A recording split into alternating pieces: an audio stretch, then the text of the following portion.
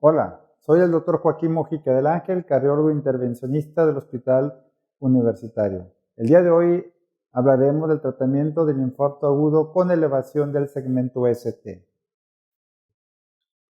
El tratamiento del infarto agudo con elevación del segmento ST empezó con la vigilancia de los pacientes en las unidades de cuidados coronarios, lo cual permitió estar monitoreando a los pacientes. Y el advenimiento de los desfibriladores en estas unidades coronarias permitió dar tratamiento a una de las arritmias más frecuentes que causan la mortalidad en los pacientes, que es la fibrilación ventricular. Los desfibriladores, las unidades coronarias, con la identificación de estas arritmias letales, permitió a los pacientes con infarto agudo del miocardio poder abandonar las salas de cuidados coronarios y sobrevivir a este evento isquémico agudo del corazón. El siguiente paso que revolucionó el tratamiento del infarto agudo al miocardio fue el advenimiento de la terapia fibrinolítica. Estos fármacos actuaban en la arteria responsable del infarto, disolviendo el coágulo y permitiendo una reperfusión y por lo tanto bajar la mortalidad entre un 10 a un 20% en la gran mayoría de los pacientes.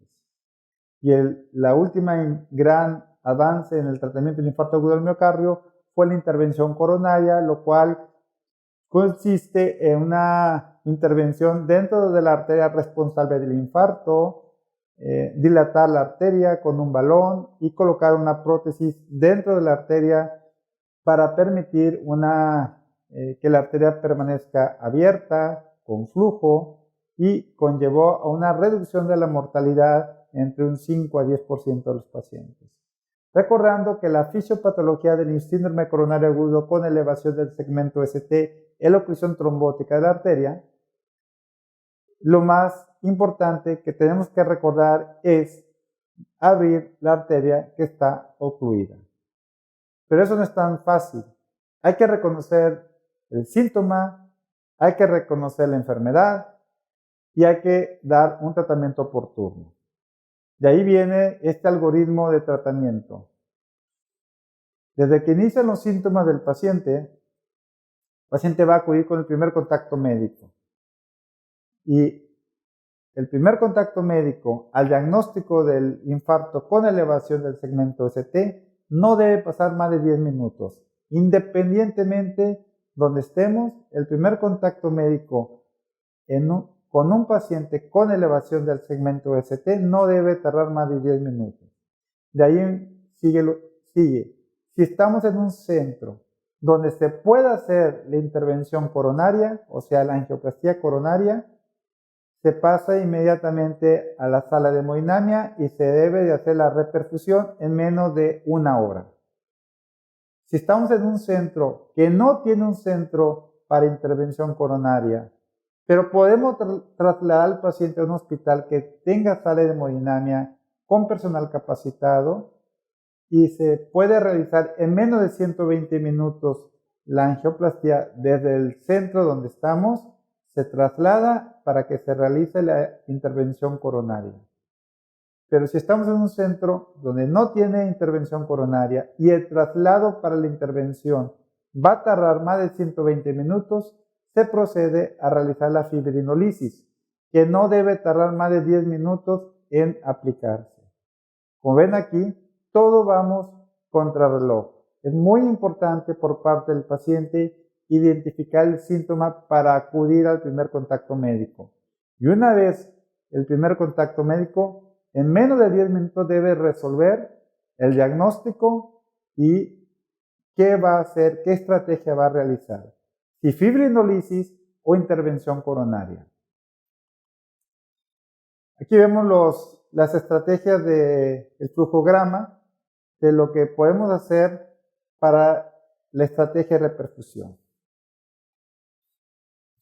No debemos tardar más de 10 minutos en la aplicación del bolo cuando se decide realizar la terapia fibrinolítica porque estamos muy lejos de un centro de intervención coronaria. Una vez que se aplicó la terapia fibrinolítica, el paciente se envía a un centro que tenga intervención coronaria, y si la fibrinolisis fue exitosa, se programa una intervención coronaria en forma electiva en las siguientes 24 horas.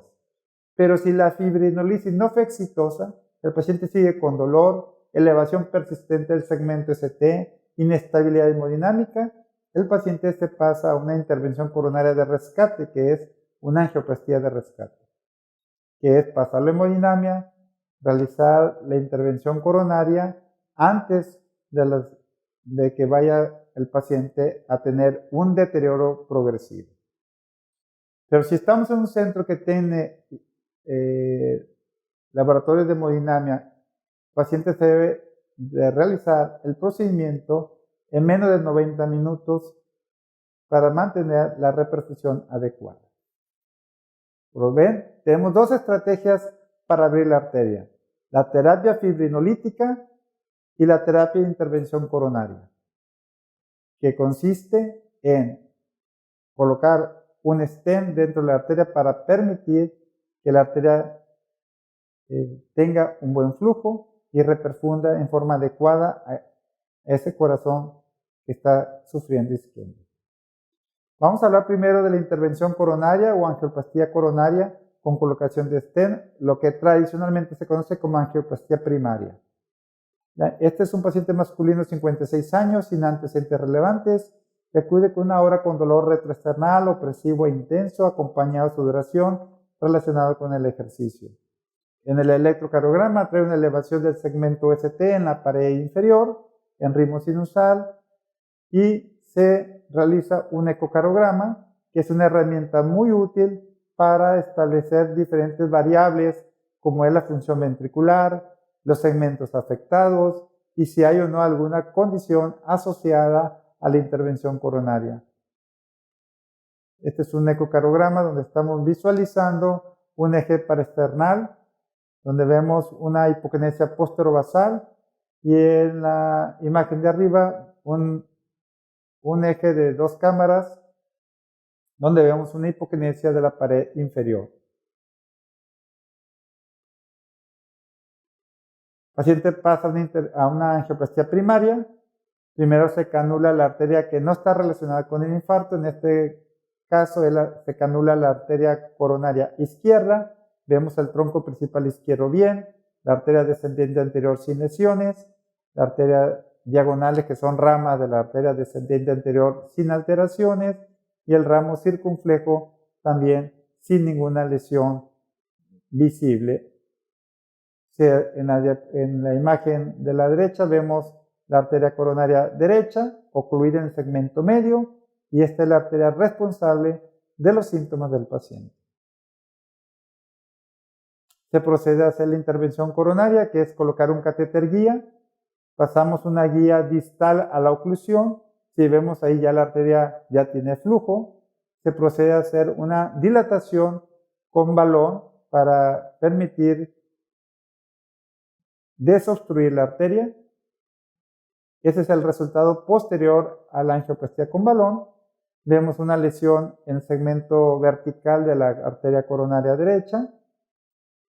Y se procede a colocar un stent, que es la prótesis que va a quedar dentro de la arteria para asegurar que la arteria no se vuelva a ocluir.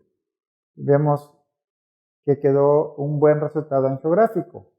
Y uno de los aspectos más importantes después de atender a un paciente con un infarto agudo al miocardio y se realiza cualquier estrategia de reperfusión es ver si esa estrategia fue exitosa o no.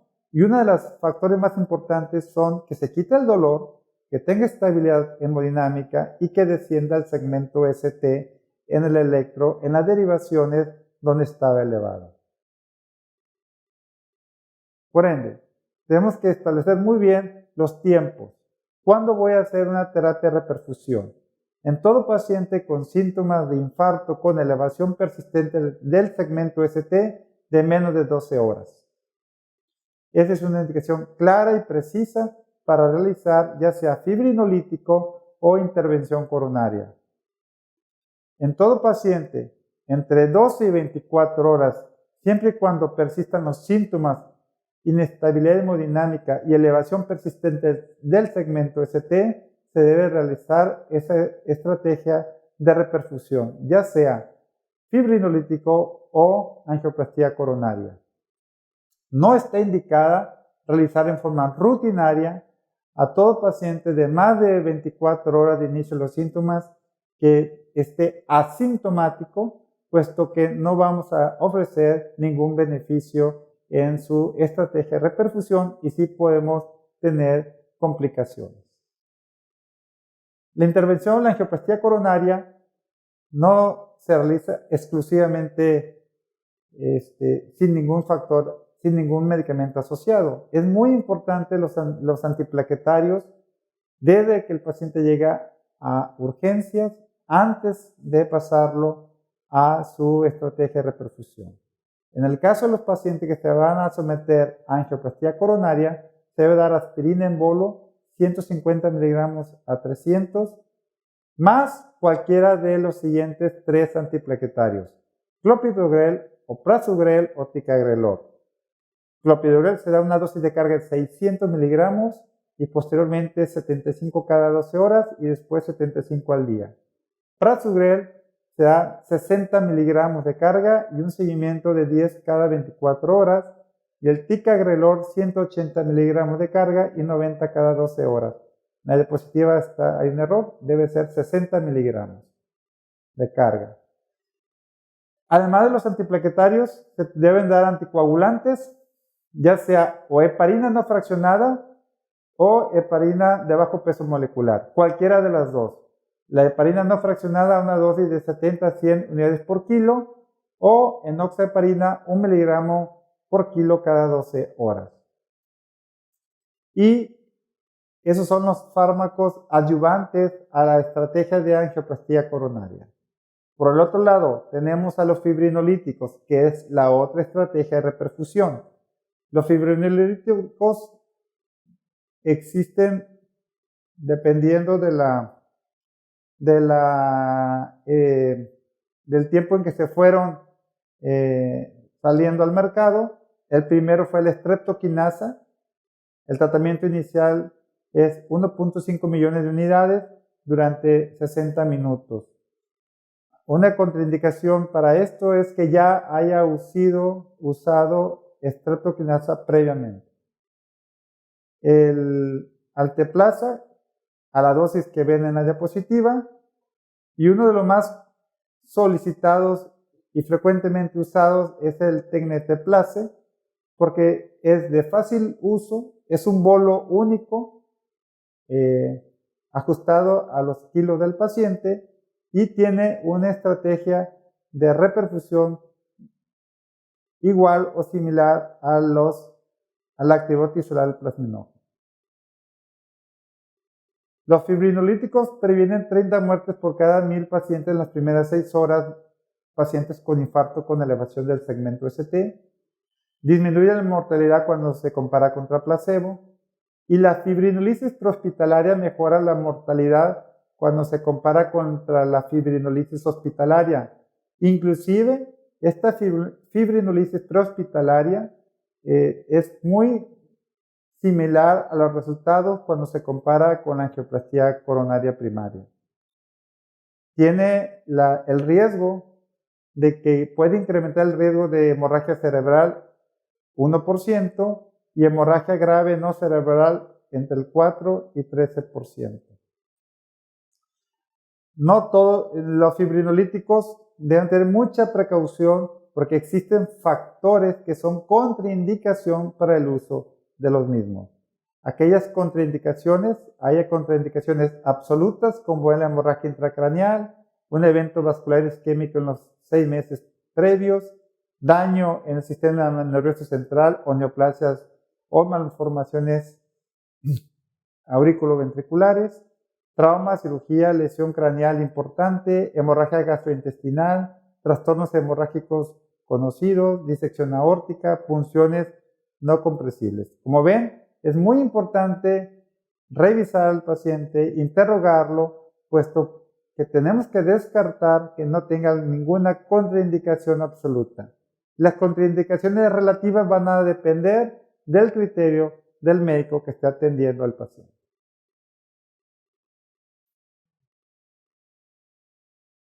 Aparte de que demos tratamiento del fibrinolítico que hayamos escogido o que tengamos disponible, al igual que la angioplastía coronaria, hay un tratamiento adjunto, entre ellos los antiplaquetarios.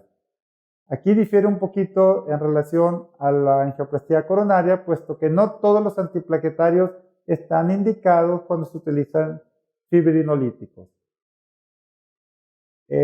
Siempre debe ir acompañado el fibrinolítico con aspirina, o sea, el ácido acetil salicílico y el clopidogrel. No está indicado prasugrel, ticagrelor o el uso de inhibidores de la 2B3A. La anticoagulación con heparina no fraccionada o enoxaparina por las siguientes 48 horas a 7 días, dependiendo el fibrinolítico que hayamos utilizado. ¿Qué vamos a hacer después que hicimos una intervención coronaria? ¿Sí? Vamos a ver, tenemos dos estrategias, que es la intervención coronaria de rescate. La intervención coronaria de rescate es cuando el paciente se escoge la fibrinolisis porque es lo que tenemos disponible. Se utiliza la fibrinolisis, pero el paciente no mejora. Sigue con dolor, sigue con elevación del segmento ST, se reinfarta, tiene inestabilidad hemodinámica, arritmias malignas. Ese paciente se pasa a una intervención coronaria de rescate en las primeras 60-90 minutos posterior a la fibrinolisis. Debemos de valorar si el paciente tuvo una reperfusión adecuada, porque si no tuvo una reperfusión adecuada, es candidato a hacer una intervención coronaria de rescate. Y posteriormente, el paciente que tuvo una fibrinolisis y fue exitosa, se quitó el dolor, bajó el segmento ST, está estable hemodinámicamente, se procede a programar una intervención en las siguientes 3 a 24 horas para poder realizar una angioplastía coronaria y colocación de stent, pero en un escenario más estable. Entonces, lo más importante es, en el paciente que no responde a la fibrinolisis, es aquel paciente donde no se resolvió el segmento ST de más de un 50% en los siguientes 60 a 90 minutos, aquel que tiene arritmias típicas de reperfusión o que tiene dolor persistente. Estos son los antiplaquetarios que ya comentamos. Y una vez que establecemos la estrategia de reperfusión, ya empleamos la fibrinolíticos, ya empleamos la estrategia de angioplastía coronaria, sigue el tratamiento a largo plazo. Ya abrimos la arteria, ya hay flujo, debemos de continuar una estrategia de prevención secundaria para que el paciente no vuelva a tener una recurrencia y bajar su mortalidad. Es muy importante los hábitos, el abandono del tabaquismo, control de la presión arterial. Tenemos que tener una orientación nutricional para que el paciente mantenga niveles adecuados de glucosa, colesterol y peso, y aconsejar la actividad física en forma frecuente. Posterior al infarto, independientemente de los resultados que hayamos tenido, el paciente es candidato a llevar una rehabilitación cardíaca que consiste en hacer ejercicio de acuerdo a la edad, de acuerdo a sus limitantes y de acuerdo a la actividad que tenía previa a su infarto. La clínica de rehabilitación cardíaca no solamente incluye los programas de ejercicio, sino también una clínica para modificar los factores de riesgo, controlar el estrés y el apoyo psicológico para reintegrar al paciente lo más pronto posible a una vida normal y saludable. El uso de beta bloqueadores se pueden dar en la fase aguda en forma intravenosa porque hay evidencia que disminuyen el tamaño del infarto y las arritmias cardíacas siempre y cuando no existan contraindicaciones. Estas contraindicaciones son bradicardia sinusal, bloqueos auriculoventriculares, insuficiencia cardíaca aguda. Son contraindicaciones para el uso de beta bloqueadores. Se pueden iniciar los beta bloqueadores por vía oral después de 24 horas del evento isquémico, de las primeras 24 horas de evolución, siempre y cuando no haya contraindicaciones para su uso. Los inhibidores de la IECA y receptores de angiotensina 2 está recomendado a pacientes con disfunción ventricular izquierda con una función ventricular de menos del 40%. También en pacientes que padezcan hipertensión, insuficiencia cardíaca y diabetes. A todo paciente sin estos factores, o sea, que tenga una función ventricular normal, que no sea hipertenso, que no tenga insuficiencia cardíaca, que no sea diabético, el puro hecho de haber padecido un infarto con elevación del segmento ST es indicación para tomar en forma crónica los inhibidores de la IECA o, en caso de que tenga contraindicaciones de la IECA, es candidato a recibir inhibidores de la angiotensina 2. El más estudiado en ese sentido es el valsartán. El antagonista de receptores de la mineralocorticoide, la aldosterona, está indicada en el paciente que sufrió un infarto agudo al miocardio y que tiene una función ventricular del menos del 40% o insuficiencia cardíaca posterior al evento. Siempre hay que vigilar la función renal y la elevación del potasio, puesto que estos son contraindicaciones para su uso. Muchas gracias por su atención.